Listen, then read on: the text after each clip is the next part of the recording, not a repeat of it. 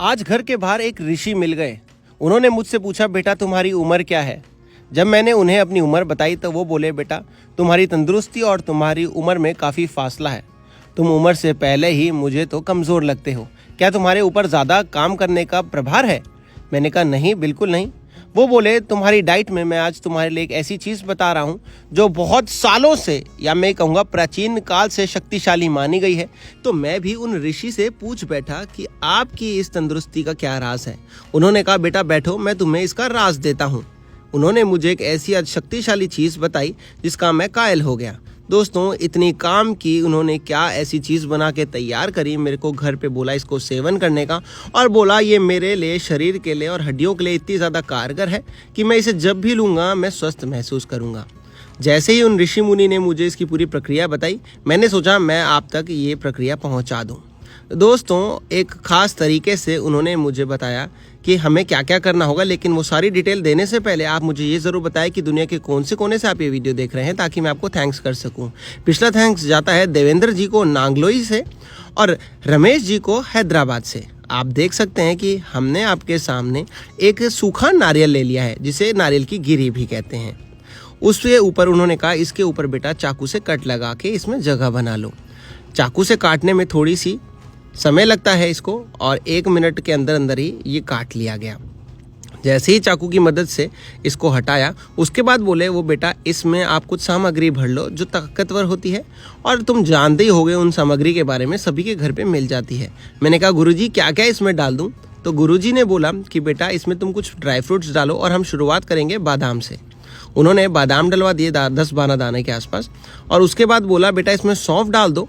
बादाम calcium, potassium और manganese रखता है, और जो सौंफ है पेट को ठंडा रखती है। मैंने कहा ठीक है गुरुजी। इसके साथ कहते, बेटा काजू भी डाल सकते हो, स्वाद मिलता है काजू से, और काजू भी इसको थिक करता है और टेस्टी बनाता है। तो काजू का टेस्ट ज़्यादा है, बादाम और सौंफ के सेहत बढ़िया थी। तो हमने कहा टेस्ट तो चाहिए गुरुजी साथ में, तो उन्होंने कुछ काजू भी डलवाया। साथ में बोले, बेटा मखाने डाल दो, ये कैल्शियम से भरपूर होता है और हड्डियों को बेहद शक्तिशाली बनाता है। मैंने कहा ठीक है गुरुजी। कैल्शियम के बाद कहते हैं, बेटा सफ़ेद बीज होते हैं ना, जो आप लोग कभी अपनी तरियों में भी डालते होंगे, ग्रेवी बनाने में भी, ये बहुत ही ताकतवर बीज होते हैं। सफ़ेद जो बीज होते हैं इनका भी सेवन करेंगे और इसको अच्छे से मिक्स कर लेंगे। वो साथ ही में बोले, बेटे इसमें इतने तत्व हैं जो शरीर को बहुत ही हष्ट पुष्ट बनाते हैं। मैंने कहा अच्छा गुरुजी, मैं कोशिश करूँगा, इसका सेवन करूँगा, मैं आपका कहना मानता हूँ। गुरुजी ने क्या करा, उसके बाद एक रोटी तैयार करवाई और बोला ये बहुत ही शक्तिशाली बन के तैयार होगा। अब आपको क्या करना है, रोटी जैसे ही बेल लें, उसके बाद हमें इस सारे को इस रोटी के अंदर रैप करना है। ये जो हमारा नारियल था ना, इस पूरे को इस रोटी के अंदर रैप कर दिया। जैसे ही रैप करा, मैं अब सोच में पड़ गया कि ये हो क्या रहा है, क्योंकि रोटी का, नारियल के, इसका और साथ ही में ड्राई फ्रूट्स का क्या मेल हुआ। मैंने कहा गुरुजी आखिरकार ये हो क्या रहा है। वो बोले, बेटा मैं एक सरल तरीका बताता हूँ। पुराने ज़माने में हम चीज़ को सेक के लिया करते थे, लेकिन आज सेका नहीं जाता, सेक हो ही नहीं पाता। तो हम इसे कैसे सेकेंगे? मैंने इसे ऊपर रोटी से लगा दी ताकि अब मैं इसको अच्छे से गोल गोल कर सकूँ और उसके बाद इसे गैस पे सेक सकूँ। मैंने कहा ये कैसे सीखेगा? तो बोले बस कुछ नहीं, कोई भी गैस के ऊपर एक स्टैंड रख के इसको अच्छे से या चिमटे की मदद से सेक लिया जाए। घर में अंगीठी या कोयला हो उसके ऊपर भी सेक सकते हैं, और अगर नहीं हो चूल्हा हो उसके ऊपर भी सेक सकते हैं, और उनमें से कुछ ना हो तो बेटा गैस पे ही सेकना पड़ेगा। गांव में तो ये सब चीज़ें हुआ करती थी, लेकिन शहरों में गैस होते हैं, तो उन्होंने कहा तुम गैस पे ही सेक लो। अगर अंगीठी हो आपके पास या फिर चूल्हा हो, आप उस पर भी इसे सेक सकते हैं 1-2 मिनट के लिए। उन्होंने क्या करा, इसको गैस के ऊपर रखवा के बोला एक चिमटे की मदद से इसे गोल गोल घुमा लेना और इसे पूरा का पूरा सेक लेना। मैंने कहा गुरुजी ठीक है, ये तो सारा सेक लेंगे, लेकिन हो क्या रहा है? वो बोले, बेटा आज मैं तुम्हारे लिए एक बहुत ही ऐसी शक्तिशाली मिश्रण तैयार कर रहा हूँ जिससे तुम मुझे याद रखो कि बाबा भी तुम्हें कुछ बढ़िया चीज़ बता के गए थे। मैंने कहा ठीक है गुरुजी, आपका मैं आभार कहूँ कि आपने मुझे इतनी अच्छी चीज़ बताई। गुरुजी आप अब करने के वाले हैं, थोड़ा सा ये भी विस्तार में बताएं। तो उन्होंने बोला कि इसको पूरा का पूरा पकने दिया जाए। जैसे ही पकेगा आगे की प्रक्रिया के लिए हम बताएंगे, लेकिन सबसे पहले आप क्या कीजिए, इसको पूरा पका लीजिए। आप देख सकते हैं ये जो रोटी है ये हर तरफ से सिक गई है। दोस्तों ये बहुत ही अच्छी लगी मुझे रेसिपी, और मैं हमेशा कोशिश यही करता हूँ कि मैं आपको अच्छी अच्छी चीज़ें पहुँचाता रहूँ, और यही हम लोगों का एफर्ट भी होता है। इसीलिए मैं कोशिश करता हूँ कि अच्छी से अच्छी चीज़ पहुँचाऊँ, ताकि आप भी इसे शेयर करें, लाइक करें, सबको भी दिखाएं। और आप कहाँ से देख रहे हैं ये भी ज़रूर बताइएगा दोस्तों, क्योंकि ये चीज़ें जो अच्छी होती है, तंदुरुस्ती के लिए होती हैं, वो आप सब तक पहुँचाते ज़रूर रहें। अब हम क्या करेंगे, गैस को बंद करेंगे और इसे हम एक प्लेट में निकाल के बर्फ़ के ऊपर रख रहे हैं। अब सवाल ये है कि बर्फ़ के ऊपर क्यों रख रहे हैं। बर्फ़ के ऊपर रखने का कारण ये है कि ये जल्दी ठंडा हो जाए।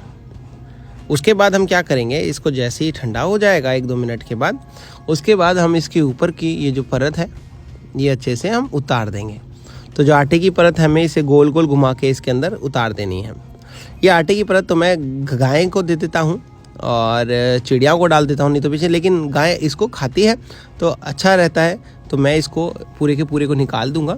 और ये आटा तो मैं ये काम में ले लूँगा गाय को दे के। और जो अंदर की चीज़ बन के तैयार हुई है अच्छे से भुनी हुई, उसका क्या करेंगे आइए बताता हूँ। सबसे पहले ये जो अंदर हमारी सामग्री निकली है, इसको मैं खोल के दिखाता हूँ आपको, और इसे एक प्लेट के अंदर मैं फटाफट से निकाल लूँगा। ये देखिए, ये जो प्लेट के अंदर मैं निकाल रहा हूँ, इसमें आप इसे पड़े रहने दीजिए। और आगे की प्रक्रिया के लिए आपको क्या करना है, ये जो नारियल है इसको अब हमें हल्का कद्दूकश करना है। नारियल का सारा हमने कद्दूकश कर लेना होगा। और जैसे ही ये सारा का सारा नारियल कद्दूकश हो जाएगा, सारा का सारा नहीं, मतलब कि ये जितने ढक्कन हमने नारियल में से निकाला था इतना ही काफ़ी होगा इस रेसिपी के लिए, इस प्रक्रिया के लिए। तो ये हमने देखा आपने कैसे कैसे कद्दूकश कर रहे हैं। और जैसे ही ये थोड़ा बहुत कद्दूकश हो जाएगा, उसके बाद हम आगे की प्रक्रिया करेंगे पूरी। और आगे की प्रक्रिया में मैं बताता हूँ आपको हमें क्या करना होगा। उन्होंने बताया कि इसको और ताकतवर बनाने के लिए हमने नारियल लिया था, और नारियल बहुत अच्छा होता है स्किन के लिए, शरीर के लिए।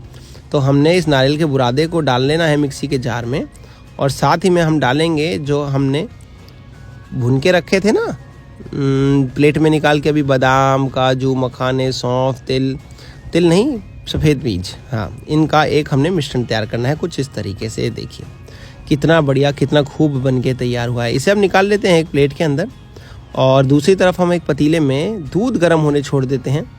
और गाय का दूध लेता हूँ मैं, इसके लिए गाय का दूध काफ़ी हेल्दी माना गया है। A2 गाय, प्योर देसी गाय, कैसी भी गाय का दूध, और नहीं हो गाय का उपलब्ध तो आप भैंस का भी ले सकते हैं। मेरे को गाय का दूध इसके लिए काफ़ी ज़्यादा अच्छा लगता है, एक्टिवनेस मिलती है मुझे। और ये गर्म हो चुका है, इसका बॉयल दिला लीजिए मीडियम आंच पे, और उसके बाद इसे ग्लास में निकाल के ये जो मिश्रण हमने बना के रखा है, बस उसका 1 से 2 चम्मच इसमें मिला के आप रोज़ सेवन कर सकते हैं। सुबह उठते पिएँ, बेहतर होगा, बढ़िया रहेगा।